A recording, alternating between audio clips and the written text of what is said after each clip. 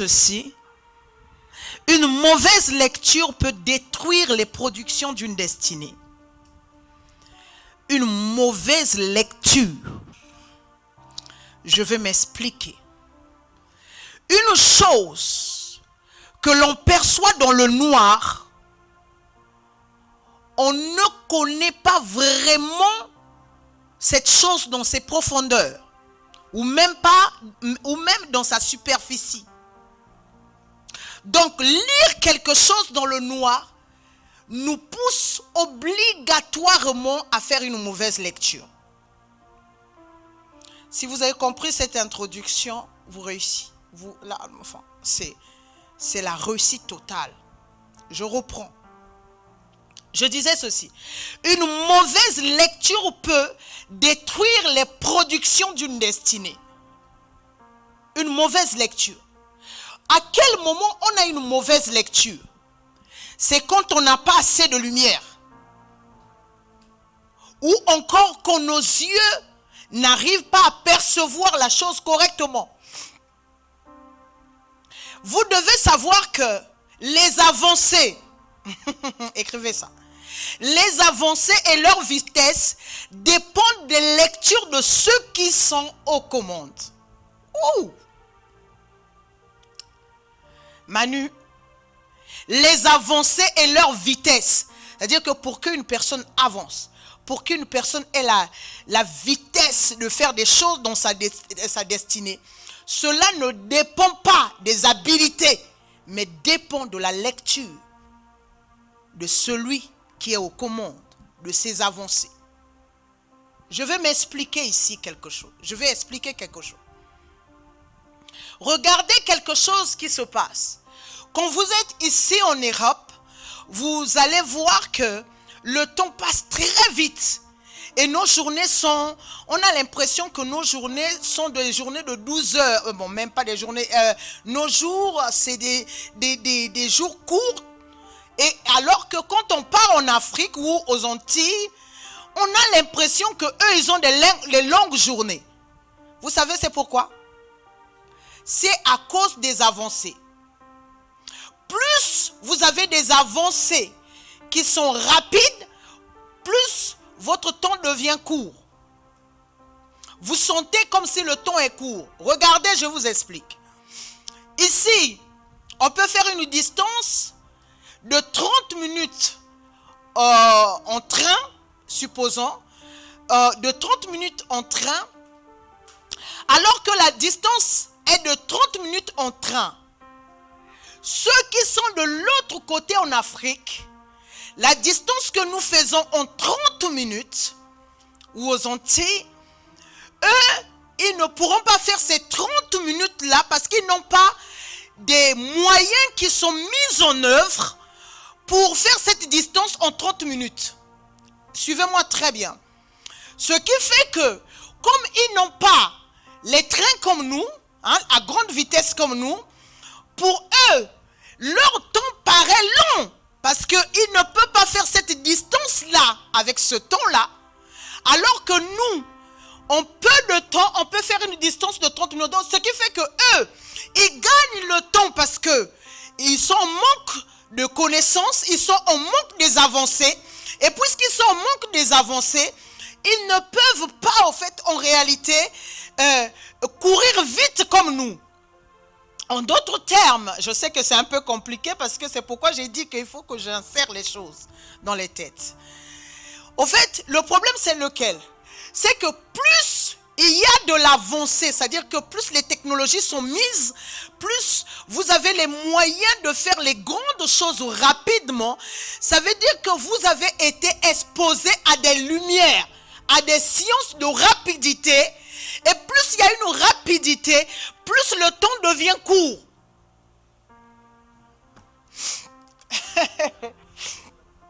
Je vais m'expliquer encore pour comprendre. C'est vrai que je vois les regards des jeunes là qui me regardent, mais qu'est-ce que tu racontes?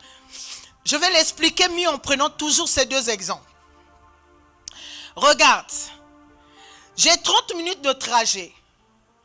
Normalement, supposons je quitte Paris pour aller à Marseille. Je sais que c'est plus de 3 heures de... Maintenant même 2h30, 3 heures de train. Mais supposons que moi, pour aller à Marseille, j'ai 3 heures. Normalement, c'est moi qui gagne. Pourquoi c'est moi qui gagne? Parce que je peux faire une distance d'aller dans une ville où d'autres qui n'ont pas cette avancée-là le feront en 2 jours. Eux, ils le font en 2 jours. Mais pourquoi ils ont plus de temps que moi? Le problème, c'est lequel? Le problème, c'est que le manque des avancées, le manque de moyens pour aller plus vite, leur crée au fait un temps qu'ils ont. C'est comme si chez eux, le temps n'allait pas vite. Pourquoi? Parce que il leur manque les éléments de la vitesse. D'accord? Ce qui fait que chez nous, le temps passe vite, c'est quoi? C'est que regarde, tu as un train qui fait 3 heures pour aller à Marseille. Tu arrives à la gare au moins 30 minutes avant, d'accord? Donc ton temps, il passe plus vite que le leur. Parce que eux, ils n'ont pas ça. Eux, pour eux, leur temps passe tout doucement. Pourquoi? Parce que le fait d'être en manque de vitesse, donc au fait pour eux, le temps va vite. Non, le temps, ils sont disponibles parce que les choses ne courent pas. Chez nous, les choses courent. Donc au fait, en réalité, qu'est-ce que j'essaie de dire par là? Ça veut dire que les avancées dépendent des lumières, des connaissances que les gens ont. D'accord? Plus on est avancé dans la connaissance, plus le temps devient minime devant nous. D'accord?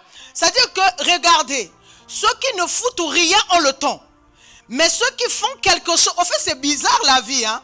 Mais ça, ce sont des choses que il faut que le Saint-Esprit vous éclaire. Regarde, celui qui fout rien a le temps. Il passe Netflix, PlayStation, il a le temps de ne rien foutre. Mais celui qui, ma fille, a le temps avancé, avec des challenges, des connaissances à mettre en place, ce dernier court derrière le temps, il dit, ah non, il est déjà quitté l'heure. Ah non, on dirait que je prie et je prophétise. Le Saint-Esprit nous emmènera cette année à rentrer dans les avancées, dans les lumières que tout le monde a. Il n'a pas plutôt. Le Saint-Esprit nous accordera sa lumière et on avancera avec la lumière du Saint-Esprit. On dépassera ceux de notre temps. C'est-à-dire que quand ça sera pour eux le temps de tourner en rond, pour nous ça sera des temps de création et des avancées. Je disais tout à l'heure que les avancées et leur vitesse dépendent de la lecture de ceux qui sont aux commandes.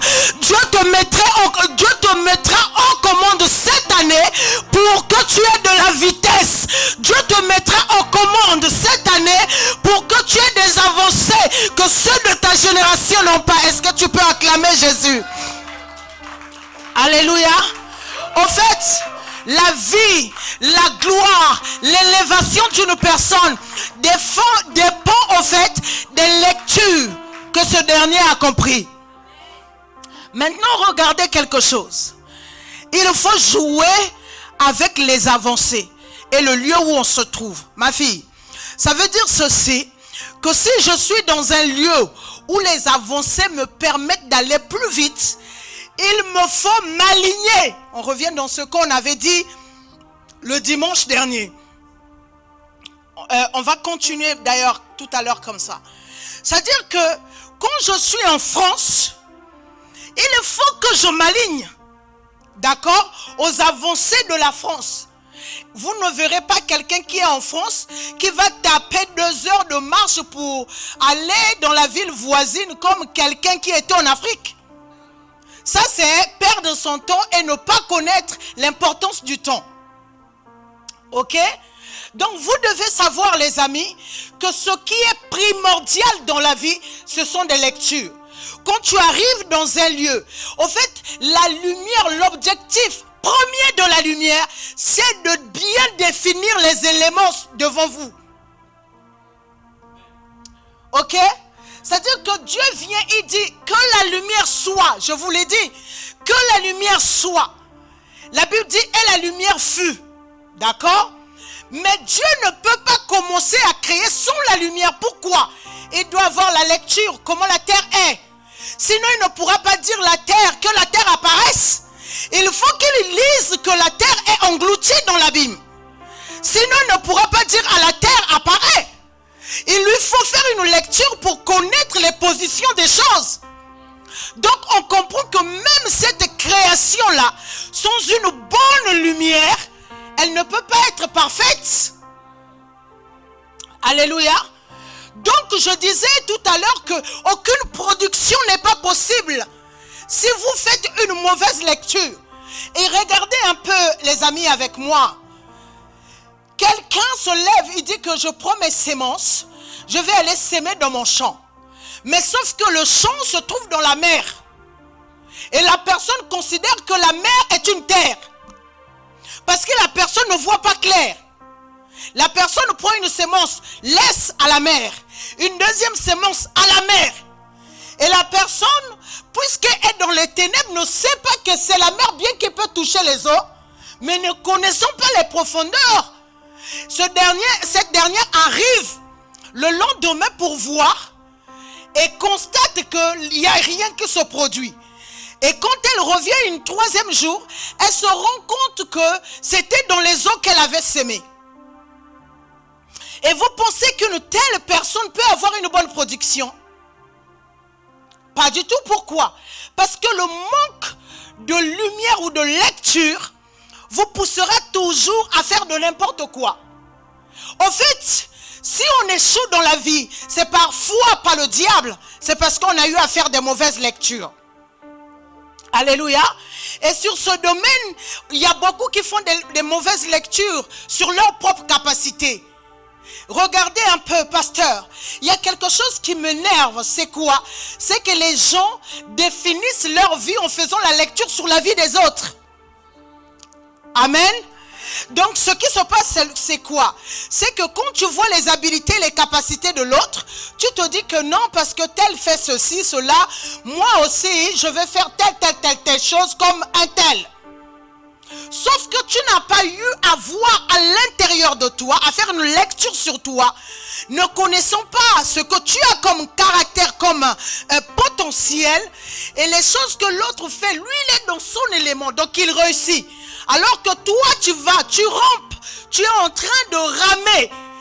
Pourquoi? Parce que tu n'as pas ce qu'il a comme capacité et potentiel à l'intérieur. Donc, on échoue parfois parce qu'on ne fait pas la bonne lecture sur nous-mêmes. Beaucoup d'entre nous échouent dans la vie parce qu'on n'est pas éclairé. On n'a pas la bonne lumière. Vous devez savoir ceci. Une mauvaise lecture peut dériver une vision. C'est-à-dire que la personne, parce qu'elle n'a pas bien lu son patrimoine génétique, la personne n'a pas bien regardé ses richesses. J'étais en train de venir au volant pendant que je chantais ma louange et le Saint-Esprit a effleuré dans mon esprit une pensée. Et la pensée me disait ceci, vous savez, moi je suis quelqu'un qui a les pensées très fertiles. Moi j'en ai à foison, en fait ça vient tellement, amen. Et le Saint-Esprit, il me montre, il me fait comprendre que, il me dit, mais aujourd'hui tu as toujours rejeté d'être le pasteur d'une église. Aujourd'hui tu es le pasteur d'une église. Et il me pose la question, est-ce que tu crois que cette œuvre que tu diriges peut réussir avec ce que tu as comme capacité? C'est une question terrible. Amen. Et je n'ai pas répondu à cette question. J'ai écouté, j'ai fait comme si je n'avais pas écouté. J'ai continué à louer pour moi mon Dieu. Et puis par la suite, j'entends un enseignement qui me disait simplement que on ne peut pas réussir comme Dieu veut si on ne fait pas une bonne lecture de ce qu'on possède. Amen. Et par là, je commençais à voir que, en fait, beaucoup d'entre nous, nous sommes dans les positions imposées par notre vie, par notre mauvaise lecture. Et là, je commençais à comprendre que quand on lit mal, on se retrouve avec un mauvais mari ou une mauvaise femme. Il m'a été rapporté cette semaine que quelqu'un voulait se séparer de sa femme parce que la femme était très mauvaise. Et moi je dis, mais je commençais à être curieuse, à poser les questions. Mais cette femme-là, c'est aujourd'hui que ce monsieur s'est rendu compte que la femme était très mauvaise. Et puis, la personne surenchérit me disant que non, mais là même, au fait, c'est que la femme, le gars ne peut pas se séparer de sa femme parce que la femme a des dossiers, de sorte que si jamais le monsieur essaie de se séparer avec cette femme, les dossiers que la femme a vont faire que le monsieur est fini, quoi. Et j'épargne d'autres choses encore. Et moi, j'ai répondu à la personne qui me relatait les faits. Je lui ai dit simplement, écoute mon frère, les deux sont mauvais. Parce que si lui, il a peur des dossiers que la femme a, c'est qu'il n'est pas innocent non plus. Ok? Parfois, quand nous écoutons des histoires, nous nous positionnons sans pour autant avoir eu la lecture des deux. Hier, mon fils Alfred m'a ramené un fait. Maman, regarde, il y a ça. C'était avant-hier, je crois. C'était avant-hier, hein? C'était avant-hier. Tu me regardes avec les gros yeux, je ne vais pas rentrer dans les détails non plus. C'était... Ah, c'est Alex. Ah, pardon, excuse-moi. Pardon. Il m'a ramené un fait, il m'a dit, maman, regarde telle chose, comment je devrais agir? Je dis, attends mon fils, il faut que j'aille aussi avoir l'autre version pour que j'ai les deux lumières. Pour faire quoi? Pour vous répondre. D'accord? En fait, il y a beaucoup de choses qui nous ont induit en erreur. Pourquoi? Parce qu'on a écouté une version, une chose, et on a fait une mauvaise lecture. On a fermé la porte peut-être aux alliés d'une destinée.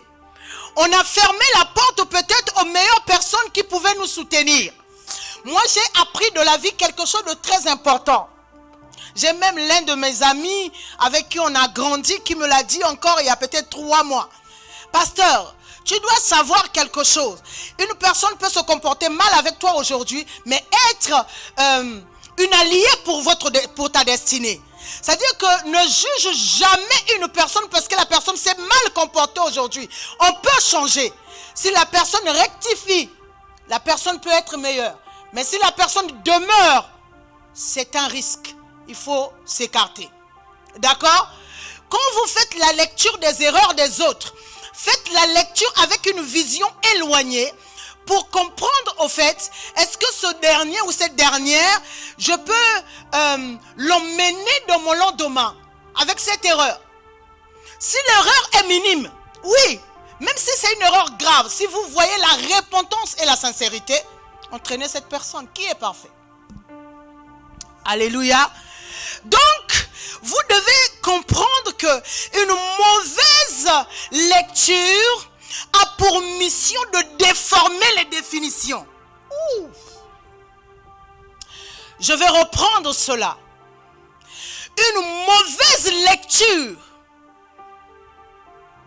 Oh, est-ce qu'on est avec moi? Une mauvaise lecture a pour but de faire quoi?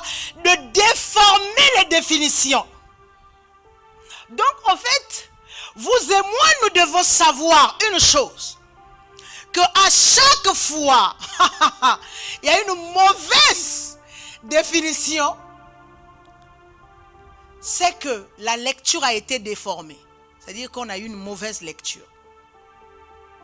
Dites-vous simplement, vous voyez, parfois il y a des gens qui ont peur dans le noir. C'est-à-dire que dès qu'on éteint tout, vous voyez les arbres, ils commencent à voir comme des zombies, des arbres.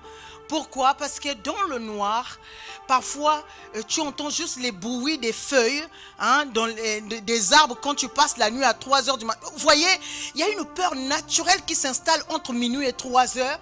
on a l'impression que même les arbres deviennent des hommes ou des momies ou des zombies. C'est-à-dire que la personne à 3 heures du matin va déclencher une vigilance et une sensibilité à tout. Dès que même le vent fait sans effet au nom de Jésus. Au fait, pourquoi? Parce que on se dit que dans le noir, je ne vois pas bien. Et comme je ne vois pas bien, c'est des mauvaises choses. Au fait, il y a quelque chose dans notre inconscience qui nous dit que dans le noir, tout ce que je ne vois pas bien, c'est mauvais. C'est pas ça. Vous me regardez comme vous ne partez pas dans le noir. Donc, en fait, cette intuition est une vérité que Dieu a mis à l'intérieur de nous, pasteurs, pour nous signifier une réalité. C'est que dans le noir, on ne peut pas avoir une bonne définition des choses. À chaque fois qu'il y a une mauvaise définition, il y a la peur qui s'installe.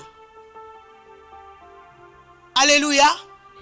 Donc, l'objectif de tout enfant de Dieu, c'est de chercher, que ça soit dans le noir, que ça soit dans la lumière, d'être illuminé. Pour éviter, Lorenzo, les mauvaises définitions, pour éviter les mauvaises visions, de prendre à gauche alors qu'il fallait aller à droite. Pour éviter ces choses-là, c'est que ça soit dans le noir, que ça soit dans le jour, cherchez toujours à être éclairé. Amen. Au fait, quand Dieu apparaît dans le livre de la Genèse, Dieu apparaît dans le noir. La Bible dit le monde est informe et vide. Et l'abîme couvre la surface des eaux. Amen. Quand Dieu arrive dans le noir, Dieu est conscient que ce qu'il fait au noir, c'est la lumière. Donc même dans le noir, Dieu est éclairé. Oh my goodness. C'est-à-dire qu'il arrive dans l'abîme, là où les choses étaient chaotiques, déformées. Il sait ce qu'il faut. Je prie et je prophétise cette année même, peu importe le lieu où tu seras, même que ça soit dans les ténèbres sombres, la lumière de Dieu sera éclairée dans ces ténèbres et Dieu te montrera ce qu'il faut faire. Je suis en train de parler pour la destinée d'une personne. Je dis que quoi, où que tu sois, le Dieu Tout-Puissant te permettra de voir clair et tu verras clair, peu importe le lieu. Je ne sais pas si ce message est pour toi, mais ce que je sais, c'est que cette année, là où tu seras, la lumière sera. Et l'obscurité ne déformera pas les définitions devant toi. Dieu ne permettrait pas que les définitions soient déformées au devant de toi. Alors bouge un peu tes pieds comme tu es debout. Bouge tes pieds et dis que où que je sois, la lumière doit être avec moi. Où que je sois, où que j'aille, la lumière sera avec moi. Peu importe le lieu où mes pieds... Oh Jésus. Peu importe le lieu où mes pieds... Peu importe le lieu où je poserai mes pieds, où mes pieds, Seigneur, oh Dieu, fouleront, oh Dieu, je déclare dans le nom de Jésus que la lumière de Dieu sera avec moi. La lumière de Dieu ne me laissera pas. Là où hier je voyais sombre, cette année le Seigneur me donne sa lumière. Là où j'étais dans l'obscurité, cette année le Seigneur me donne sa lumière. Oh yes, God. Oh yes, yes, yes, yes, yes, yes. Oh mon Dieu. Le Seigneur fera que tu sois toujours dans la lumière. Il y a quelque chose qui viendra dans ton esprit. Toi-même, tu ne comprendras pas comment cela. C'est parce que Dieu est en train de changer les paramètres de ta vie. De sorte que maintenant, Dieu te calibre selon les paramètres de la lumière. Pendant des décennies, tu as marché sur les paramètres des ténèbres. Maintenant, il y a une phase qui s'ouvre à nous.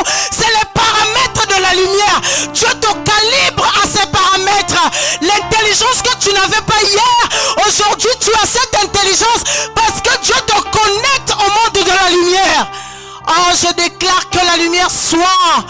Je prie l'Éternel que la lumière soit. Que tu vois clair. Que tu vois clair. Que Dieu te donne des pensées de la lumière. Touche ta tête. Que Dieu te donne les pensées de la lumière. Que tu sois éclairé. Là où hier tu ne voyais pas. Que Dieu te donne les pensées de la lumière. Les pensées lumineuses. Les pensées qui éclairent. Les pensées qui ont des solutions. Des pensées qui ont des avancées, des pensées qui ont une vitesse. Oh Jésus, que le Seigneur t'accorde cela dans le puissant et fort nom de Jésus. Que le Saint-Esprit t'aide à voir de l'inspiration. Que le Saint-Esprit te met les lumières de Dieu. Peu importe les ténèbres. Que ce soit les ténèbres de la maladie. Que le Dieu de la guérison te donne maintenant de recevoir les pensées de la guérison. Les choses que tu dois faire pour affirmer cette guérison. Je suis en train de dire à quelqu'un que la lumière soit dans ta vie. Que le Seigneur t'aide à avoir une bonne lecture. En cette année, les lectures que tu n'as pas eues, les lectures que ta famille n'a pas droit, les lectures que ceux de ta lignée n'ont pas droit, parce que tu es dans l'année des lumières, Dieu t'accorde la lumière. Maintenant tu as droit à des pensées révolutionnaires, tu as droit à des pensées qui font avancer, tu as le droit maintenant de recevoir des lumières de changement. Je dis que le changement commence avec toi. En cette année, Dieu t'accorde maintenant d'être lumineux et d'être dans la lumière. Acclame Jésus. Oh.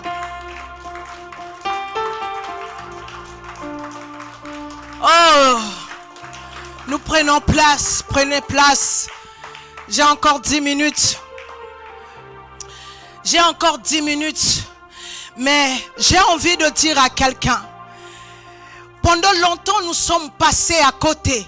Parce qu'on n'a pas été éclairés. Amen. Pendant longtemps, nous avons fait n'importe quoi. Nous avons défini mal les choses. Parce qu'on a défini mal, automatiquement, la compréhension qu'on avait était mauvaise. Parce qu'une mauvaise lecture induit tout en erreur. C'est-à-dire que parce que tu as défini mal, la compréhension est mauvaise. Amen. Parce que tu as eu à définir mal les choses. C'est-à-dire que tu ne les vois plus.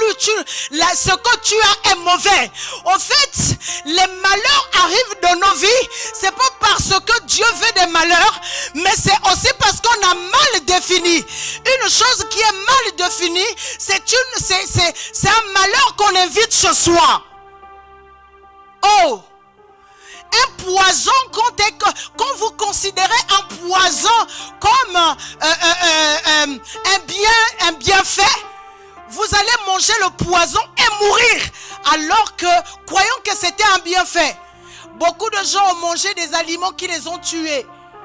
Pourquoi? Parce qu'ils avaient une mauvaise définition. J'ai un jour, comme j'aime bien Arte, j'aime bien suivre les documentaires. Et ce jour-là, je suis tombée sur une histoire. Ça se passe au Malawi. Cette dame, on les a enseignés, ils sont des musulmans par leur foi. Ici, je n'attaque pas la religion, mais j'attaque les faits de la connaissance. Amen. Cette femme, on leur avait dit, en fait, elles ont grandi depuis des générations avec l'histoire que si une femme n'est pas incisée, elle ne peut pas accoucher normalement. C'est-à-dire que pour elle, une femme ne peut pas accoucher normalement si elle n'est pas incisée. Inciser, c'est mutiler le sexe de la femme. Au fait, dans certaines religions, ils le font pour que la femme soit que pour un homme. Et pour que la femme ne ressente pas le plaisir en allant dans tout ce qui est sexuel. C'est pourquoi on incise des femmes. Je suis obligée. Vous savez, moi, je dis à mes enfants tout. Et je suis dans les lumières, je dis tout. D'accord? Et cette femme, pour elle, si une femme n'était pas incisée, et donc il y avait une femme médecin qui était partie pour sensibiliser, parce qu'elle s'était rendue compte que des femmes, lors des accouchements, d'autres mouraient, d'autres avaient des infections à cause de ces incisions-là. Donc elle venait un peu pour sensibiliser.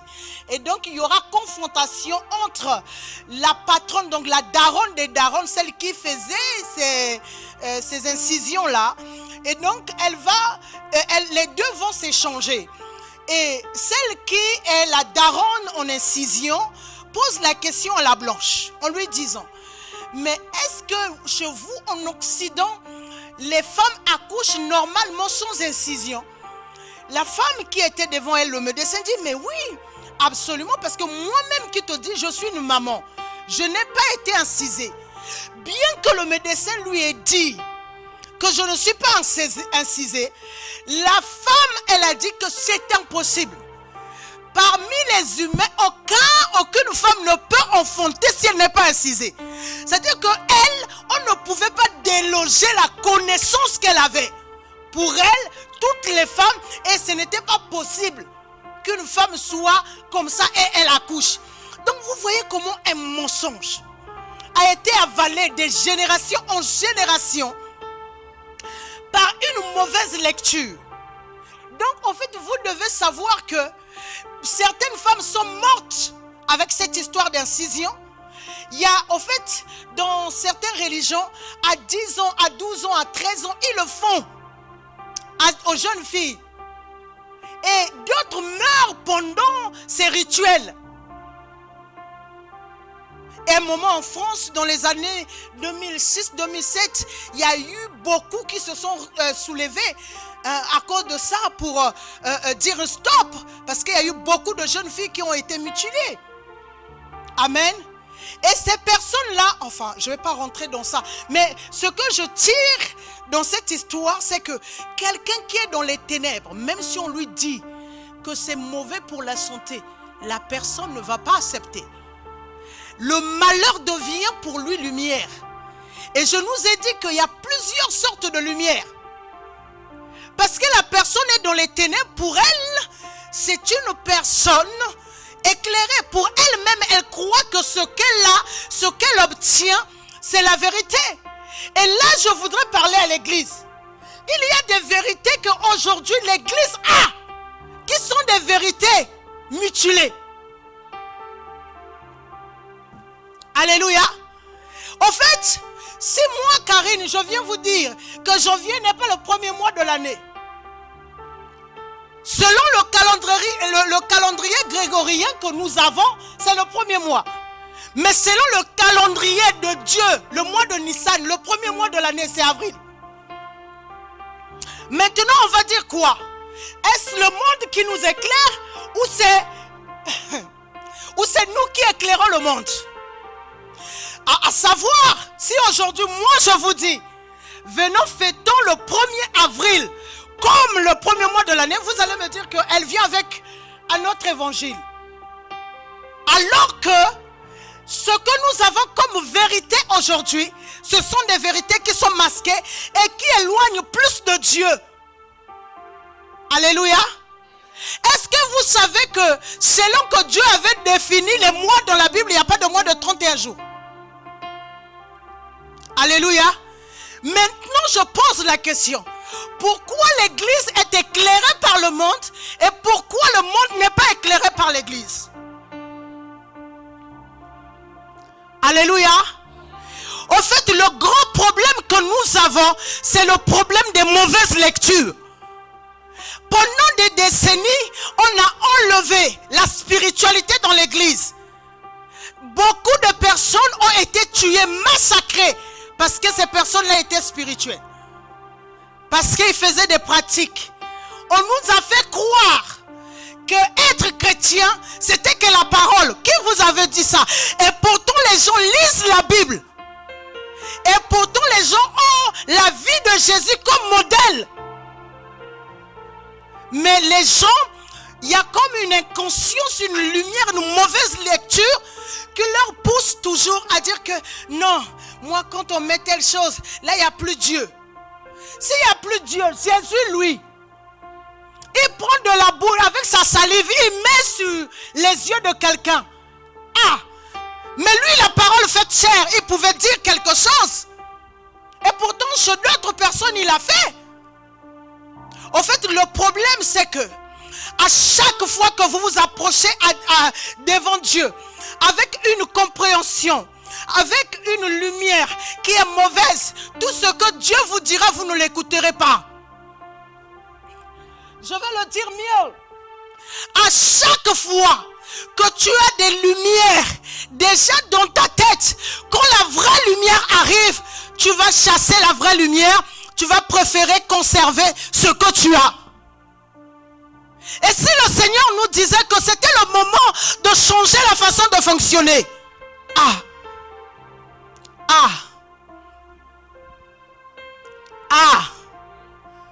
est-ce que vous êtes capable au point où les gens vous traitent mal parce que vous êtes en train de défendre une vérité que les autres n'acceptent pas et conserver ce que vous... Est-ce que vous avez assez de caractère pour conserver une lumière que les autres n'acceptent pas? Quand j'ai lu l'histoire de Galilée que j'aime beaucoup, quand il a dit la terre tourne autour du soleil, on l'a tué à cause de ça. Amen. Les grands révolutionnaires, Jésus, on l'a tué à cause de son évangile. Amen. Et est-ce que Jésus a changé l'évangile à la croix? Pourquoi nous, quand l'oppression arrive, nous changeons notre évangile?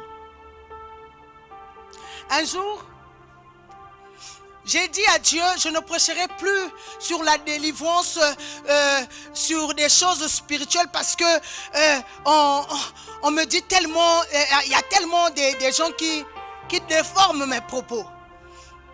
Le Seigneur m'a fait comprendre que si tu n'es pas prête à mourir pour ce que tu défends, c'est que tu n'es pas digne de cette lumière. Amen. Donc, à chaque fois que vous vous approchez de Dieu, oh, ça je voudrais dire à tous les pasteurs, les amis, à chaque fois qu'on s'approche de Dieu, et que si on avait des compréhensions déjà établies dans notre tête, et quand on s'approche de lui et qu'il nous dise que les amis, c'est pas comme ça que je vois les choses, soyez capables de débarrasser ce qu'on a et d'accepter la nouvelle lumière.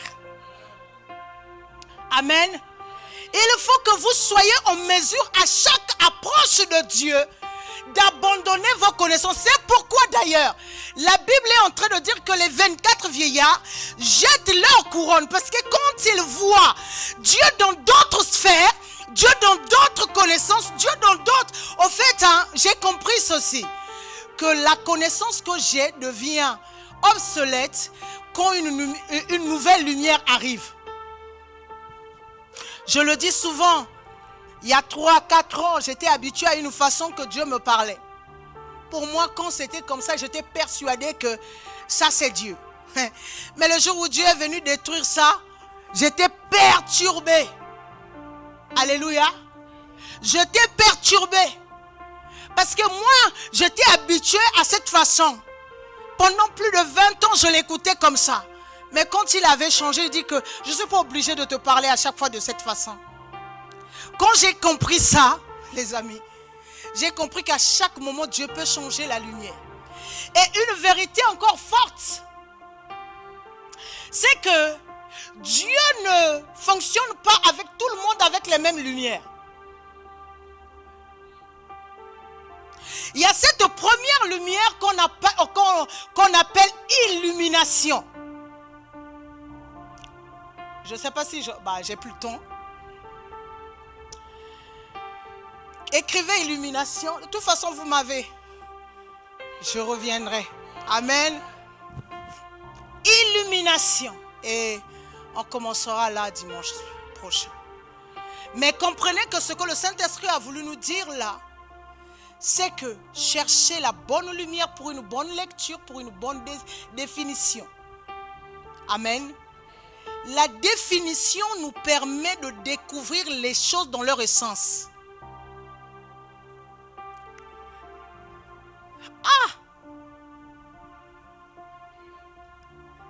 Les définitions nous permettent de découvrir les choses dans leur essence, dans leur vraie nature et dans leur vraie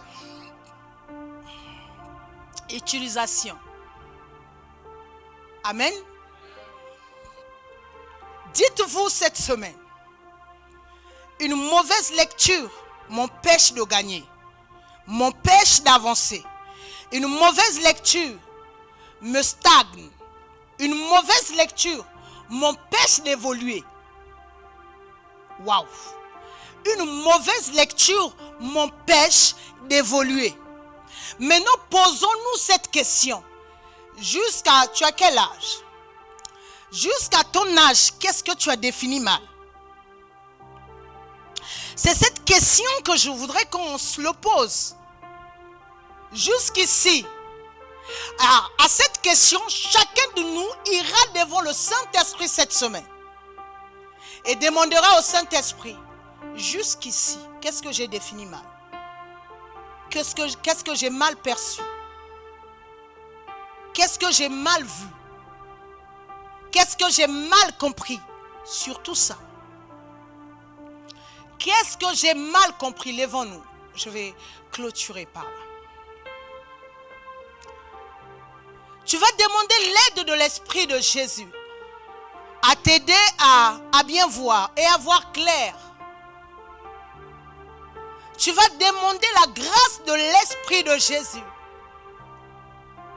pour être éclairé, pour être illuminé. Est-ce que l'enfant que tu es, tu as bien défini le rôle dans ton esprit d'un enfant? Est-ce que la maman que tu es, tu as bien défini le rôle de la maman? Est-ce que le papa que tu es, est-ce que tu as bien compris le rôle d'un père? Est-ce que l'employé ou l'employeur que tu es, tu as bien compris? Est-ce que tu as une bonne lecture de comment un employeur devait être? Est-ce que le citoyen que tu es pour la France, est-ce que tu as compris? Est-ce que tu as été éclairé, illuminé? Comment on est un bon citoyen? Le petit frère, la petite sœur que tu es, est-ce que tu as été éclairé pour avoir ce rôle? Allô? Est-ce qu'on comprend que les avancées, donc aujourd'hui là, c'est le début de l'année, on a tous des ambitions. Ça, c'est l'art de cette période. On a tous les ambitions. Mais est-ce qu'on a bien lu ces ambitions? Est-ce que ces ambitions nous correspondent? Tu veux te marier, est-ce que tu peux supporter les humeurs d'une personne? Ne croyez pas que c'est que des je t'aime. Hein? Dans le mariage, il y a moins de je t'aime, il y a plus de réalité de... Hein?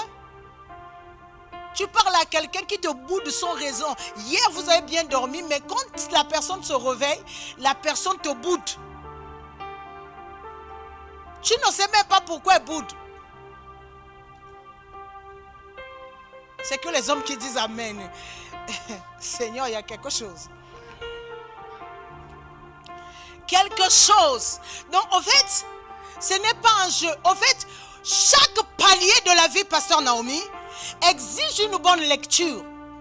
Je veux une dimension spirituelle élevée. Je dois être consciente des attaques de cette dimension. Ok? On est ensemble.